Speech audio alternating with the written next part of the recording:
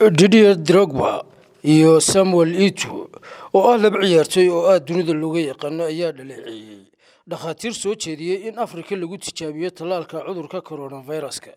Labadan ciyaartoy oo gabi ahaanba dunida aad caan uga ah ayaa ka soo jeeda qaaradda Afrika, waxaana cambaarayeen hadal ka soo baxay laba dhakhtar oo u dhashay dalka Faransiiska, kuwaas oo soo jeediyay in tijaabada tallaalka cudurka COVID-19 marka hore lagu tijaabiyo dadka Afrikaanka ah. Labadan dhakhtar ayaa waxay ka qayb galayeen dood ka baxday telefishin ka soo baxa Faransiiska.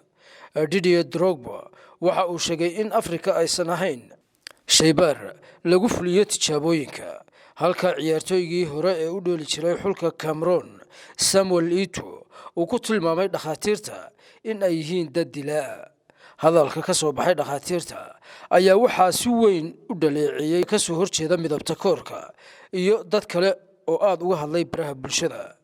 1 bishan Abriil ayay ahayd markii telefishinka laga leeyahay dalka Faransiiska ee lagu magacaabo LCI uu waraysi la yeeshay labada dhakhtar ee kala ah Dr. Jean-Paul Mira iyo Dr. Kamal Lodge, ayna sheegeen in tijaabada tallaalka looga hortagayo cudurka COVID-19 marka hore lagu fiiriyo dadka Afrikaanka.